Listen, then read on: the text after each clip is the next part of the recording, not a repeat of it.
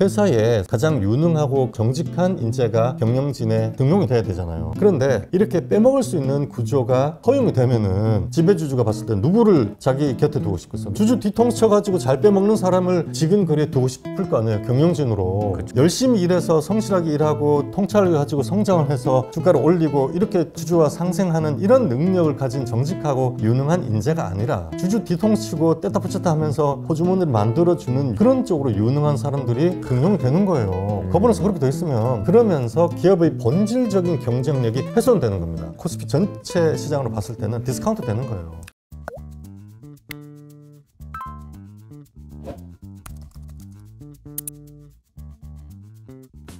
안녕하세요, 이호석입니다. 오늘은 김규식 대표님 모셨습니다. 안녕하세요. 안녕하세요. 김규식 대표님, 이 할마라는 주주라는 책이 얼마 전에 나왔는데 뭔가 이 표지가 말하는 게 있나요? 할마라는 주주. 네네. 사실은 개인 투자자들이 주식을 투자하고 네. 고통받으면서 막 쓰러져 가고 막 쓰러져 가는 피 흘리고 막 이런 느낌이 있는 것 같아요. 맞습니다. 그래서 이 내용을 쓰시면서 아마 이제 집필을 하시면서도 굉장히 많은 걸 느끼시면서 쓰셨을 것 같은데 그 전반적으로 이제 KTNG에 대한 대서사시를 쓰신 것 같아요. 그래서 저희 이제 그 같이 일하는 모구가 너무 재밌게 봤다고 진짜 막 빠져든다 막 이러면서 이제 감탄을 하던데요. 혹시 그 KTNG가 뭐 하는 회사인지 그리고 우리가 왜 할마라는 주주의 주인공이 됐는지 이걸 좀 설명해 주신다면요. KTNG는 아시다시피 한국을 대표하는 담배 회사죠. 담배 중에서 이제 권련형 담배, 태워서 연기, 권련형 담배 그리고 전자담배 그 두 가지가 주력 사업이고요. 자회사로 정관장 브랜드는 인삼공사를 갖고 있고 그 외에도 부동산 개발을 위시한 파생되는 한 7개 정도의 별도의 사업을 같이 하고 있습니다. 주력 대단한 사업을. 회사예요. 엄청난 사업을 너무 많이 하고 있죠. 원래는 국영기업이었다가 87년도부터 이제 민영화를 시작해서 지금은 완전 민영화 기업인데 이름은 담배 인삼공사로 아직 그 회사 이름에 공사라고 돼 있지만 순수한 민간 기업입니다. 그렇군요. 물론 담배 가격 자체는 정부가 관여를 하지만 그 회사의 경영에는 정부가 전혀 관여하지 않고 있죠. 그럼 이 회사가 뭐가 문제예요? 이 회사가 이제 민영화를 하고 국가의 통제를 받다가 국가의 통제를 받는다면은 이제 공무원이 국가의 산업 정책에 따라서 전략을 결정하게 되잖아요. 그러다가 IMF 이후에 국가가 이제 국가 부도를 갚으려고 민영화를 했는데 그래서 국영화를 했는데 그러면은 사기업으로서 거버넌스를 갖춰야 되는데 그 이후로도 사기업으로서 갖춰야 되는 주식회사로서 갖춰야 되는 기업 거버넌스를 갖추지 못하고 한참 동안 헤맸어요. 그러다가 2016년도에 칼 아이칸이 주주행동주의를 하면서 그때 곽영균 사장 재임 시절에 잠깐 뭐 주주 환원율을 올린다든지 뭐 거버넌스 개선한다든지 이사회의 그 시스템을 좀 바꾼다든지 이렇게 잠깐 노력을 했지만 칼 아이칸이 엑시트를 하고 난 뒤에는 여전히 그 이사회가 주주의 이익과 그 회사 이익을 위해서 최선의 의무를 다하는가 다하지 않고 있다고 생각을 하고 있고 그리고 더욱 더 문제는 경영진들이 주주의 감시 감독을 배제하고 자신들의 참호를 쌓아서 자신들의 이익을 경영진의 이익을 위해서 회사를 운영하는 상태라고 저희는 보고 있는 거죠.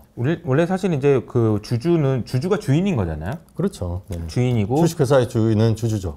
그럼 내가 주인이니까 이 회사를 잘 운영하렴 이렇게 해가지고 월급도 줄 테니까 그렇죠. 이런 느낌이잖아요. 경영 권한을 이제 주주가 주는 거죠. 그러니까 우리는 보통 근데 우리 소액 주주니까 별거 아니고 아니 주인이라니까요. 그렇죠. 주인인데 너한테 내가 월급 주는 거야. 근데 이 사람들이 이제 조용히 모르게 그렇죠. 이렇게 한다는 거죠. 그렇죠. 자, 그래서 문제점이라고 지적해 주신 것이 한 크게 3가지 정도가 있는 것 같아요. 이게 사회이사가 무능하고, 그리고 CEO도 좀 무능하고, 그리고 최대 주주 연기금의 의결권을 또 내주어주고, 뭐 이런 얘기가 있는데, 좀 정리해서 말씀해 주신다면 어떨까요? 사회이사가 하는 역할이 경영진을 주주를 대리해서 주주가 파견한 주주의 대리인이거든요. 주주의 대리인. 그렇죠. 특히 그 임무가 경영진들을 감시 감독하는 경영진이 최선을 다해서 경영을 하는지 주주를 배신하지 않는지 감시 감독하고 잘못하면 그것을 조사하고 징벌하는 그런 주주가 다 할 수 없으니까 이제 세워놓는 거죠. 그렇죠. 그래서 그 사업에 전문성 있고 독립적인 판단할 수 있는 사람들로 사회이사를 파견하고 그 사람들이 감시 감독을 하게 하는데 그 감시 감독의 역할, 그게 기본적인 역할인데 그걸 제대로 하면은 유능한 사회이사 되는 거고. 근데 제 책을 이제 읽어보시면 아시겠지만 KTNG 사회이사님들은 면면을 한 분 한 분 다 봤을 때 KTNG 사업을 잘 이해하는 소비재 기업의 전문 영역에서 거리를 짰다든가 그런 전문성이 좀 약한 것 같다.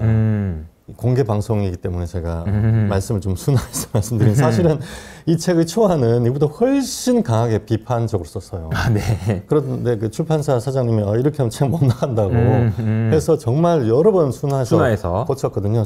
근데 저는 사실은 굉장히 이 부분에 이제 강한 비판적인 생각을 하고 있고 그래서 첫 번째는 전문성이 부족하다. 그러면은 여기 책을 썼지만 전문성 있어야지 발언권이 있거든요. 사내이사 이거 회사 사업을 잘 모르셔서 그러신데 이렇게 시작하면은 그렇죠. 그러면 이제 좀 말이 어려워지거든요. 그러니까 사회이사가 주주를 대신해 가지고 경영 이렇게 하시면 안 됩니다. 이렇게 얘기하면 뭘 한다고 그러세요? 그렇죠. 알지도 못하면서 그러니까, 이렇게 되면 예. 그런가 이렇게 돼버려서 말이 안 먹히는 거죠. 안 먹히게 되는 거죠. 그러면 내가 전에 뭐 예를 들어서 그 LG 생건에서 대표이사도 했었고 내가 좀 소비재 기업에서 사회이사를 6년이나 했다 뭐라든지 또는 테크 기업이라면 내가 테크 기업에서 뭐 임원을 했었다든지 그러면은 그런 얘기 못 나올 거 아니에요. 그렇죠. 그래서 그런 전문성이 있는 사회이사를 일단 선임해야 되는데 그 부분에서 좀 문제가 있고 네. 더욱더 문제는 그래도 재무라든지 뭐 교수님이라든지 법조인이라든지 각각의 직역에서의 전문성 사업은 잘 모르더라도 그렇죠. 그런 전문성을 갖고 감시감독의 기능을 해야 되는데 제가 보기에 KTNG의 사회이사님들은 지금 KTNG의 아까 말씀드린 자신들만 참호를 파고 경영진의 이익을 위해서 경영을 하는 그런 문제에서 제일 중요한 게 기부를 해서 자사주를 매입을 하고 그걸 자기들이 지배하고 있는 장학재단과 복지재단에 기부를 했어요. 그리고 복지기금에도 그건 지분은 아니지만 사서 현재 경영진이 지배하고 있는 지분율이 한 12.6% 됩니다. 그럼 최대 주주예요. 그 다음 최대 주주라고 올라와 있는데 기업은행이 7%거든요. 네. 그 다음에 국민연금이 한 6% 정도 되고. 네. 그러면은 기업은행 국민연금보다도 훨씬 많은 지분을 지배하고 있기 때문에 회사 돈을 가지고 회사 돈이 주주 돈이잖아요. 그렇죠. 그 주주 돈을 가지고 자신들의 경영을 방어하려고 지배하려고 자신들의 이익의 성을 쌓으려고 남용을 한 거거든요. 그런 부분. 두 번째는 비영업용 자산이 너무 많은 부분. 자본 배분이 안 되는 부분. 그리고 세 번째는 계속 적자가 나고 있는 해외 사업, 특히 중동 사업에 대해서 저희가 계속 문제 제기를 하고 있는데 이 부분에 대해서 어떻게 적자를 흑자로 전환시킬 건지 아니면 뭐 사업을 줄이든지 이런 부분에 대해서 제대로 된 발언을 못하고 없고 뿐만 아니라 뭐 카파도키아라든지 제 책에도 썼지만 주기적으로 뭐 선물을 받는다든지 해외 여행을 한다든지 등등의 어떤 그런 사내 경영진의 뭔가 배려를 받으면서 자신들이 챙겨야 하는 그런 감시 감독 업무를 방기하고 있는 것이 아닌가 이런 강한 의문을 들게 하는 부분이죠.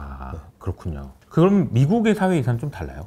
미국 사회에서 완전히 다르죠. 그래서 이따가 뭐 이사 주주 충실 의무도 말씀드리겠지만 사회이사가 기본적으로 두 가지를 해야 되는데 하나는 경영진이 배신하고 있지 않은지 자신들의 그러니까 배신이라는 거는 주주 이익을 빼돌린다는 뜻이에요. 빼돌려서 자신들의 이익으로 자기 호주머니를 차지 않는지 이게 이제 제일 중요한 거고 두 번째는 성장 전략이거든요. 자본 배치를 어떻게 해서 성장할 수 있도록 자본 배치를 합리적으로 하는 거. 이 두 가지가 주된 영역인데 첫 번째 영역에서 기본적으로 해야 되는 이사가 경영진이 주주를 배신하지 않는 부분. 이 부분에 대해서 미국의 경우는 충실 의무가 판례법으로 인정이 되고 있기 때문에 그걸 안 하고 예를 들어서 이런 기부 행위 있잖아요. 네네. 기부 행위를 계속 자신들의 경영권을 지키기 위해서 자사주를 남용했어요. 이걸 찬성하잖아요. 그러면은 미국의 사회에서는 소모가지 날아갑니다. 소모가지 날아가. 진짜 바로 소송을 지금 플래시라이트가 KTNG 사회이사를 상대로 1조 원에 해당되는 손해배상 청구 소송을 했거든요. 네. 근데 한국은 사실 승소 확률이 매우 낮아요. 미국은 그런 소송이 실제로 승소를 하게 되고 그러면 사회이사들이 주주들이 입은 그 손해를 직접 개인적으로 자기 돈으로 그걸 배상을 해야 됩니다. 그런 엄청난 리스크를 안고 있기 때문에 무서워서 똑바로 하지 않을 수 없어요. 그러네요. 네. 그래서 사회사들이 계속 특히 자사주 문제라든지 이런 내부 거래의 이해충돌 거래라고 하는 이런 부분에 있어서는 아주 명확하게 챙길 건 챙기고 주주를 위해서 감시 활동을 하죠. 미국은 결국은 그러니까 이거 안 하면 진짜 죽는다라는 생각 그렇죠. 가져야지 하는 건데 그렇죠. 네. 아 뭐 이게 뭐 아이 그걸 뭐 좋은 게 좋은 거고 아이 뭘 안다고 그러세요. 뭐 우리가 알아서 할게요. 그렇죠. 이런 느낌으로 뭐 이제 그렇게 해주셔도 뭐 별로 책임지는 것도 사인하세요. 없고 사인하시고 그러면 이런. 책임지는 것도 없고 어차피 계속 얼굴 봐야 되는 사람인데 그러니까요. 얼굴 붉히고 뭐 그런 것도 싫고 그렇게 되면 그냥 좋은 게 좋은 걸로 넘어가는 거죠. 최대 주주인 연기금은 이게 의결권을 제대로 안 사용하고 있나요? 그게 제 책에도 썼지만 KTNG 원래 최대 주주는 국민연금이었어요. 국민연금이 의결권을 특히 주주 의결권을 행사하기 위해서 네. 아웃소싱을 했거든요. 아웃소싱을. 예. 네. 그 수탁자 책임 전문위원회라고 이 좀 크리티컬한 주주 의결권을 행사할 거냐 말 거냐를 수탁자 책임 전문위원회 의결을 들어서 그에 따라서 지금 이제 행사를 하고 있는데 이게 또 너무 회사가 많으니까 그렇죠. 이게 그렇게 다 담당하기에는 그렇죠. 실제로 그거 담당하는 사람 보면은 몇십 개를 다 해야 되는데 몇십 개의 뭐 그걸 하기가 좀 현실적으로 어렵죠. 그렇죠. 현실적으로 운영기금 인력들이 너무 부족하고 뿐만 아니라 박봉이고 거기도 전주에 내려가 있고 사실 국민연금이 우리나라 자본시장의 리더죠. 그쵸. 리더인데 그리고 거기에 우리나라 최고의 인재가 가야 되고 또 최고의 인재가 있지만 박봉이 그런 열정을 가지고 일을 할 수 있을지 일단 의문이고 뿐만 아니라 수탁자 책임 전문위원회가 자본시장 특히 주주 이익이 무엇인지에 대해서 전문성이 있는 분이 거의 없어요. 한 분 한 분 다 면면을 제 책에 보면 이제 이분이 어떤 경력을 갖고 계신지 네. 다 이제 저희가 봤는데 뭐 시민단체에서 오신 분, 노조에서 오신 분, 교수님, 회계사님 이런 분들이 주로 계시고 주주 이익을 위해서 어떤 활동을 하셨다든지 그런 커리어가 있는 분은 한 분도 없습니다. 뭐 원종현 위원님이 한 분 그와 비슷한 활동을 좀 하셔서 그분 한 분 정도 인정할 수 있을 거고 나머지 분들은 과연 이분들이 주주권을 어떻게 행사해야지 기업 가치와 주주 가치가 제고될 것인가 이 안건을 어떻게 판단해야 되는지에 대해서 전문성과 독립성이 있는지에 대해서 매우 의문이고 그리고 운용본부에 있는 매니저들이 이걸 판단하고 결정을 해야지 그거를 아웃소싱 한다는 것 자체가 그러니까요. 넌센스입니다. 그러니까요. 네. 그 진짜 중요한 권리잖아요. 가장 중요한 권리. 그러니까요. 그러니까 그렇게 되기 위해서 변화들이 있어야 될 것 같은데 대표님이 이 책을 쓰신 이후로 KTNG가 좀 바뀌었나요? 많이 바뀌었죠. 사실은 그전에는 소통도 안 했고 KTNG가 기관 상대로 IR이 굉장히 적은 회사였거든요. 그렇죠. 그런데 기관 상대로 IR 횟수가 확 늘었어요. 일단. 그리고 저도 그 이상규 부사장님 이제 이 관련된 소통을 이제 IR 담당 상무는 따로 계시고 그분들이 제가 연락을 드리면은 답변을 성실하게 최선 답변은 네네네. 그런 부분도 중요한 부분이고 주주 환원율이 100%까지 올라갔습니다. 일단. 오 그렇군요. 네. 그럼에도 불구하고 그런 부분은 거버넌스가 많이 좋아졌죠. 그리고 KTNG가 최근에 밸류업 프로그램 공시도 했는데 뭐 그런 부분 거의 사실상 자사주 갖고 있는 것 분할해서 소각한다. 그리고 앞으로 주주 환원율을 계속 100% 정도 유지한다. 이렇게 그런 부분은 엄청난 도약이죠. 네네. 그럼에도 불구하고 여전히 남은 저희가 봤을 때 가장 크리티컬한 부분. 지배주주, 자기들이 지배주주로서 지금 군림하고 있단 말이에요. 어허. 대표이사가 왕이에요, 지금. 주주들이 통제를 받지 않습니다. 아하. 이렇게 돼 있는 부분을 자사주를 증여한 부분, 이 부분을 끊어낼 것. 아하. 그래서 최소한 장학기금과 복지기금이 어떻게 의결권을 행사했는지를 공시하라, 어허. 공개해라 어허. 라는 부분은 여전히 받아들이지 않고 있고요. 네. 그리고 가장 중요한 부분인 해외 사업 부분, 해외 사업 부문의 영업이익이 얼마인지를 공개하지 않고 있어요. 공개를 했는데 해외 사업의 마진에서는 해외 사업 지사의 나가는 인건비 그런 정도만 원가 비용으로 공제를 하고 나머지는 다 이익으로 공제를 하는 거예요. 그건 말이 안 되는 거죠. 그러네요. 거기에 들어간 감가상각이라든지 원재료비도 다 거기에 포함을 시켜야 되는데 그러면 적자가 나거든요. 그래서 여기 플래시라이트는 해외 사업, 특히 중동 사업에서는 1조 이상의 적자가 나고 있다. 이렇게 보고 있기 때문에 그 부분에 대해서 아직 제대로 된 이걸 좀 밝혀야 되겠네요. 네, 이걸 밝혀야 됩니다. 네, 그 부분을 지금 이제 플래시라이트가 아직도 계속 문제 제기를 하고 있고 저희는 결국은 이 부분을 어떤 식으로든지 해결을 할 거라고 보고 있어요. 그러면 이 KTNG라는 이 회사 한 놈만 판 이 책이 어떻게 보면은 우리나라 거버넌스, 주식시장의 거버넌스가 개선될지 여부를 보여주는 KPI가 되지 않을까. 이제부터는 그럼 한국 시장 전체의 밸류업은 어떻게 되는 건지 이런 부분을 좀 질문 드려보겠는데, 그러니까 전 정권이죠. 밸류업 작년에 막 이게 말이 많긴 많았어요. 근데 요즘에 동력이 좀 떨어지는 것 같기도 하고 이야기가 좀 덜 나오는 것 같기도 하고 좀 어떻게 보시나요, 전체적으로? 기업 가치, 주주 가치를 제고하기 위해서 밸류업이라고 하는 프로그램을 정부가 이제 시행을 했는데 네. 사실은 이 밸류업 프로그램은 두 가지 요소가 있습니다. 네. 이사의 의무와도 관련이 있는데 하나는 KPI를 주주 이익과 연동시킬 것, 일치시킬 것. 그 경영진들이 주주이익이 좋아지면은 나도 성과를 받고, 그쵸. 주주이익이 나빠지면 나도 성과가 나빠지는 구조로 KPI를 설정해야 돼요. 그게 할인율이라고 코스트 오브 에쿼티라고 하는 주주 요구 수익률, 그다음에 ROE, 그리고 주주 총 환원율, 영업이익률, 주가 이런 것들과 경영진의 보상이 연동이 돼 있어야 한다. 아하. 일단 이 부분이 KPI, 이게 이제 작년에 정부가 추진했던 KPI의 내용입니다. 어허. 그래서 밸류 프로그램을 보면은 ROE, COE 이렇게 나오고 그래서 앞으로 우리 경영진의 보상은 뭐 이렇게 연동을 시키겠다 이렇게 이제 나와요.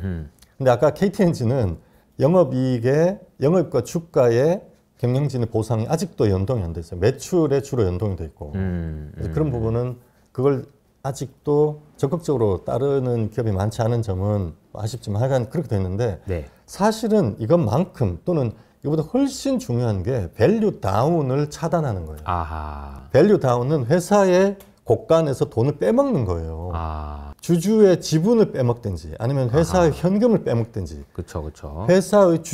회사의 현금 또는 회사의 지분이 주주 가치잖아요.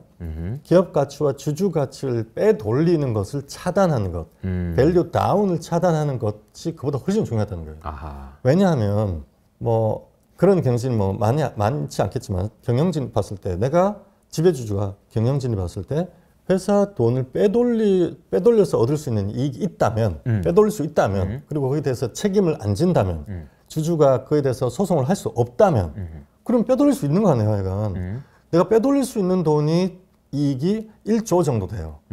그런데 내가 열심히 일해가지고 밸류업을 해가지고 열심히 일해가지고 주가 올리고 뭐 자사주 내가 매입 소각하고 열심히 해외 진출하고 막 출장 다니고 해가지고 기진맥진하게 해서 내가 아무리 해봐야 영업이익이 한 30% 못 늘어날 것 같은데 30% 늘어나도 내가 얻는 게 뭐 한 500억밖에 안 된다.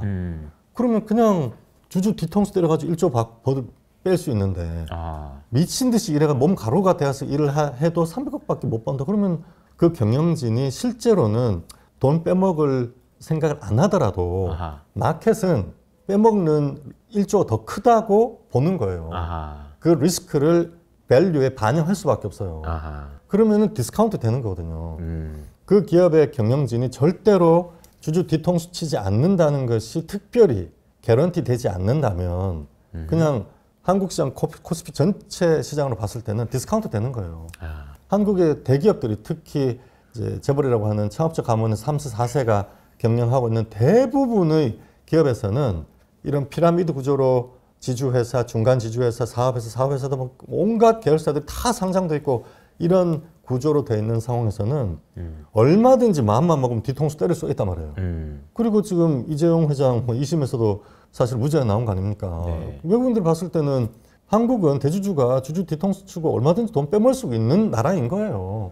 그러면은 높은 밸류를 줄 수가 없죠. 그렇죠. 그러면 디스카운트 되는 것이고 이러한 밸류를 빼먹으면서 다운되는 이것을 차단시키는 것이 밸류업 프로그램의 사실 더 중요한 부분이에요. 이게 너무 중요한 얘기인 것 같습니다. 그렇죠. 이게 안 되면은 더 중요한 문제가 회사에 사실은 가장 유능하고 그 회사에 있는 인재 중에서 가장 유능하고 정직한 인재가 경영진에 등용이 돼야 되잖아요. 그런데 이렇게 빼먹을 수 있는 구조가 허용이 되면은 누가 올라오고 있어? 누가 그 지배주주가 봤을 때 누구를 자기 곁에 두고 싶겠어? 누가 그 가신으로 경영자에게 올리고 싶겠어요? 잘 빼먹는 사람이죠. 주주 뒤통수 쳐가지고 잘 빼먹는 사람을 자기 근처에 자기의 직은 거리에 두고 싶을 거 아니에요. 경영진으로. 그렇죠.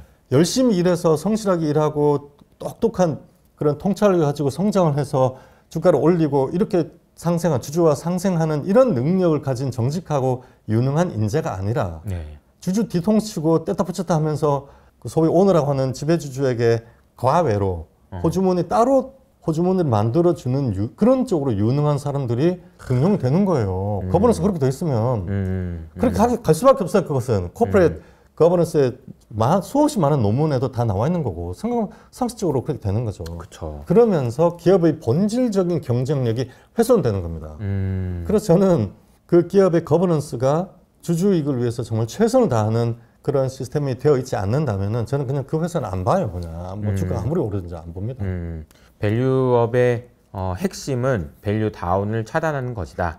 그래서 회사의 이익을, 주주의 이익을 빼먹을 수 있는 그런 가능성을 원천적으로 차단하는 그렇죠. 것이야말로 밸류업의 시작이다. 핵심이다. 근데 그것을 만들어주기 위해서는 눈에 불을 켜고 그런 놈 없는지를 보게 만들고 그런 애들한테 보상이 주어지고 그런 것들이 있어야지. 그게 사실 이제 좋은 거버넌스라고 얘기할 수 있는 것일 거고요. 그럼 대표님 보시기에 우리나라에서 제일 밸류업을 잘한다, 거버넌스 좋다 하는 회사가 있다면 어디? 뭐 모두 아시다시피 메리츠 금융지주죠. 메리츠 금융지주. 네, 메리츠 금융지주는 조정호 회장님이 일단 소유와 경영을 분리를 했죠. 네. 그래서 김용범 부회장님이 전권을 갖고 계시고 조정호 회장님이 경영 일체 개입을 안 하세요. 네. 거기에는 VIP 자산 운용이 오랜 동안 조정호 회장님과 김용범 부회장님과 소통하면서 어떻게 기업 거버넌스를 이끌어 가야 되는지에 대해서 이제 조언을 하셨고 그걸 조정호 회장님이 받아들이신 거죠. 그래서 분리를 했고 2021년도에 상장돼 있던 자회사를 다 자진 상폐시켰거든요.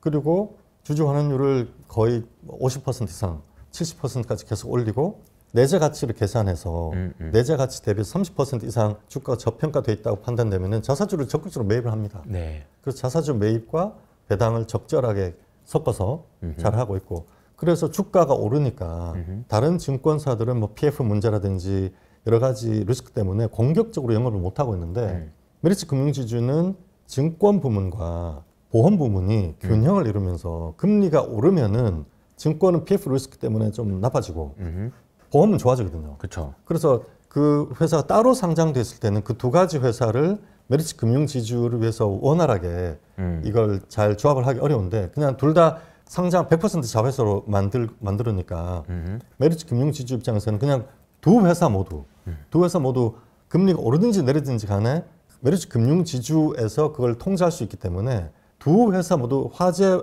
보험사와 증권사 모두 공격적으로 영업을 할 수 있어요. 그런 금리 매크로 리스크에 상대적으로 방어가 잘 되어 있는 거죠. 구조를 그렇게 짠 거죠. 그래서 이렇게 거버넌스가 올바로 오랜 기간 동안 유지가 되면서 기업 경쟁력이 다른 동종의 보험사와 증권사에 비해서 경쟁력이 압도적으로 앞서나가기 시작했어요. 그렇죠. 그러면서 2021년도에 자회사를 상장 폐지시키고 영업이익이 폭증했어요. 폭증. 거의 뭐 2배 이상 뛰었어요. 이거는 그냥 펀더멘털 자체가 좋아진 거거든요. 근데 메리츠 금융지주가 다 그냥 내수 기업이잖아요. 맞아요. 내수 기업이지만 기업 거버넌스를 고도화하고 선진화하고 업그레이드를 하니까 또 새로운 경쟁력이 생기고 국내에서도 새로운 성장 동력이 생긴다는 거죠.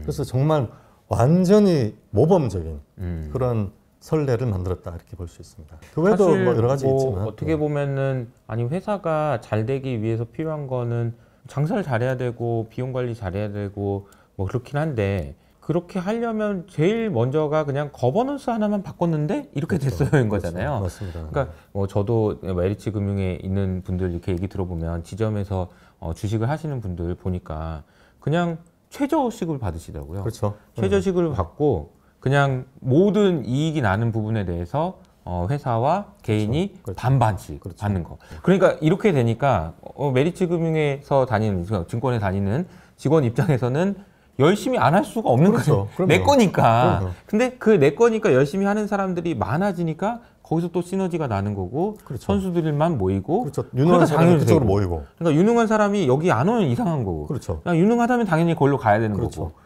그러니까 그런 거버넌스를 만들어 놓으니까 그냥 자동적으로 잘 굴러가는. 그렇죠. 정말 기업의 경쟁력을 올리고 잘 되기를 롱텀리 장기적으로 기업의 경쟁력을 정말 올리고 싶으면은 기업 거버넌스부터 올바르게 확립을 하셔야 돼요.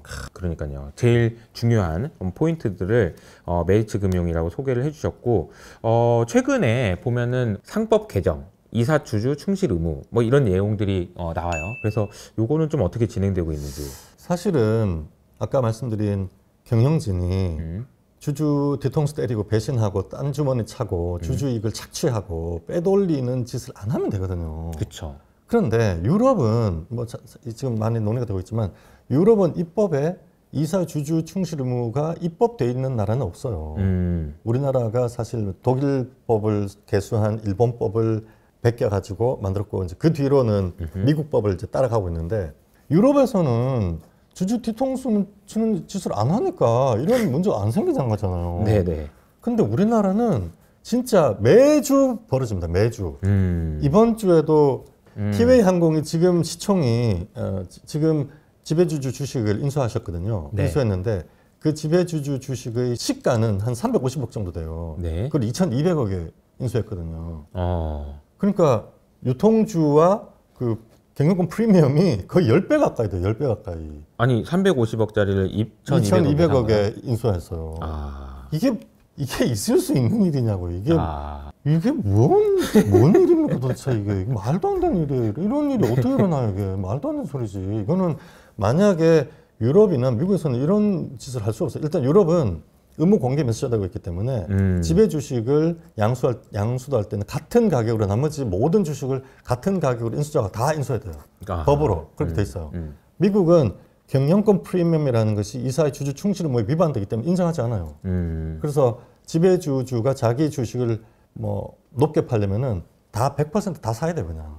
그래서 미국은 다 그냥 100% 다 삽니다. 그렇죠. 예, 근데 이렇게 뭐 이것도 20-30%도 아니고 10배 가까이 매주 벌어집니다. 매주 주주 이익을 뒤통수 치고 이런 주주 가치를 파괴하는 거래들이 매주 일어나고 있어요. 매주. 한국은 왜 이렇게 많이 일어나느냐.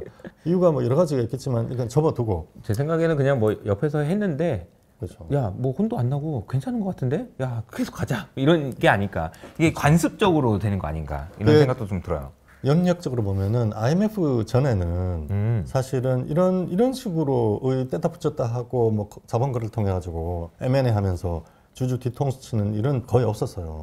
IMF 이후에 공정거래법에서 지주회사를 인정하고 지주회사의 행위 규제를 20%만 받으면은 지주회사의 그 감세 혜택을 인정해주고 이러면서 야 이거 떼다 붙였다 하니까 이거 주주 이걸 그러면은 이렇게 하면은 주주 그 지분율을 빼뜨릴 수 있겠네 하는 구조가 나오고 LG그룹이 제일 먼저 그걸 시작했거든요. LG그룹의 역사가 그냥 주주 뒤통수 치는 역사예요.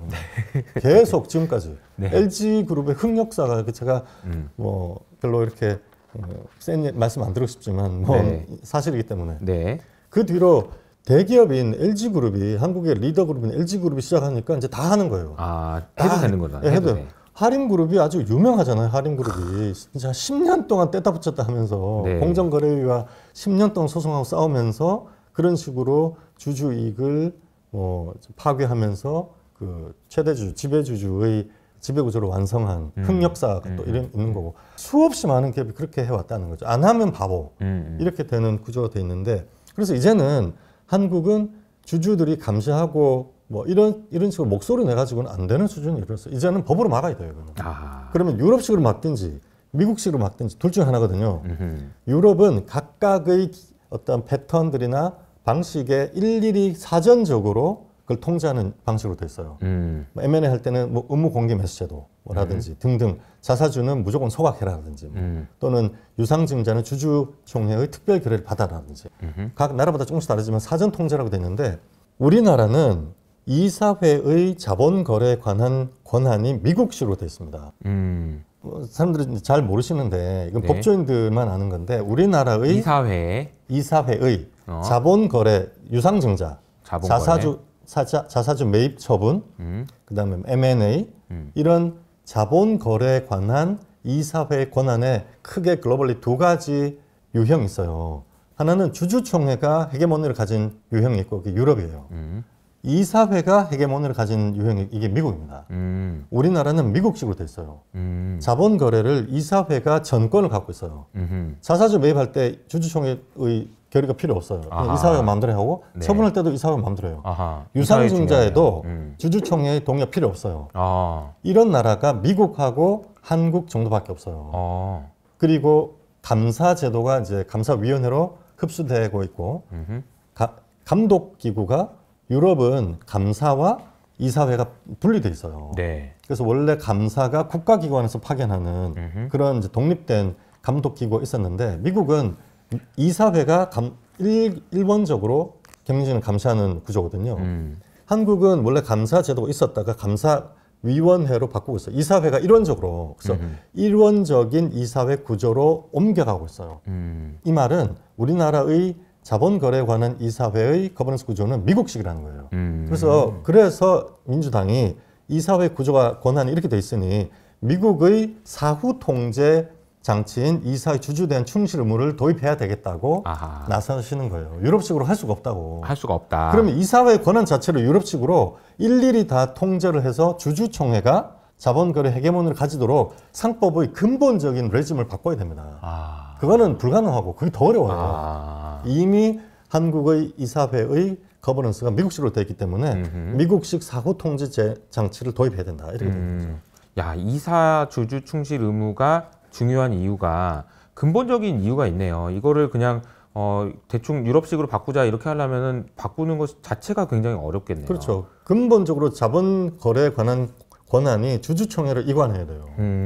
이거는 더 힘듭니다. 그거는 불가능하고 바람직하지도 않고. 네. 그래서 유럽 같은 지금 진행이 우리나라 되고 있는 건가요? 어떻게 되고 있죠? 그렇죠. 지금 이제 법제사법위원회 소위에서 통과됐고 법제사법위원회 상임위원회도 통과됐고 이제 본회의만 상정하면 되거든요. 네. 근데 우원식 의장님이 어제가 원래는 본회의 상정을 해야 되는데 상정을 안 했어요. 직권으로. 의장은 직권으로 상정을 하지 않을 수 있는 권한이 있는데 그것도 한두 번이지 계속 안 할 수는 없는 거고 계속 안 하면 이제 권한쟁의 심판에 들어갈 수밖에 없죠. 그래서 그러면은 이제 그거는 권한을 침해한 것이다. 권한을 넘은 것이다. 라고 헌법재판소가 판결하게 될 텐데 결국은 저희는 한 번 정도 그래서 다음 달에 아마 25일 정도, 26일 정도 본회의가 다시 열릴 것이고 그때 본회의에 상정될 거라고 보고 있습니다. 그럼 이게 통과되는지 여부가 정말 중요하겠네요. 그렇죠. 통과는 되죠.